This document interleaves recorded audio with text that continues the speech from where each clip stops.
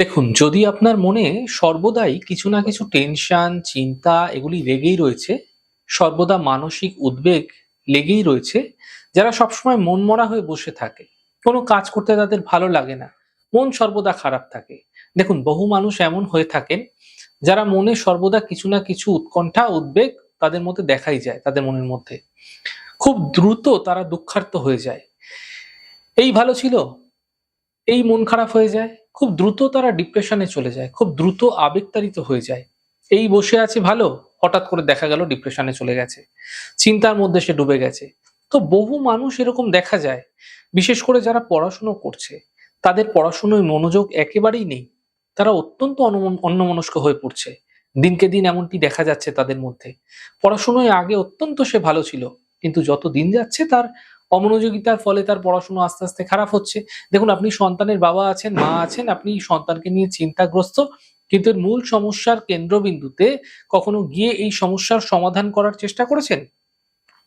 আমি জানি আপনারা বিভিন্ন টোটকা, উপাচার, সাধারণ বিধিগুলিতে করেই থাকেন। কিন্তু দেখুন, যখন কোনো সমস্যা আমাদের মনের স্তরে বিশেষ গভীরভাবে তা প্রভাব ফেলে থাকে না? তাহলে সেই খারাপ প্রভাবকে ঠিক করতে মনঃসংযোগ অর্থাৎ সঠিক পন্থা মেনে ধ্যান করার প্রয়োজন। ধ্যানের মাধ্যম দিয়ে আপনারা আপনাদের বিভিন্ন ধরনের মানসিক অস্থিরতা, চঞ্চলতা, মনঃসংযোগের অভাবকে ঠিক করতে পারেন এবং এই সমস্যার সঠিক সমাধান পেতে পারেন। দেখুন, একটা জিনিস জানবেন, যে কাজে পরিশ্রম নেই সেই কাজ আপনাকে পূর্ণ সফলতা কখনোই দিতে পারে না। সাময়িক সমস্যার সমাধান করতে পারে, কিন্তু পূর্ণাঙ্গ ফল লাভের জন্য মনোসংযোগের ক্ষেত্রে, মনের কোনো উদ্বেগ উৎকণ্ঠার ক্ষেত্রে অবশ্যই সঠিক পন্থা মেনে মেডিটেশন এবং ধ্যান করা উচিত। এমনটি না করলে মনের গতি প্রকৃতি কখনোই ঠিক হবে না। তাই সময় নষ্ট না করে ধ্যান সম্পর্কে জানুন এবং আপনি অথবা আপনার সন্তান, আপনারা সকলেই ধ্যান করুন। এর মাধ্যম দিয়ে আপনাদের মনের গতি প্রকৃতি ঠিক হবে এবং মনোসংযোগের অভাব, উৎকণ্ঠাগুলো কম হতে আপনারা দেখতে পাবেন।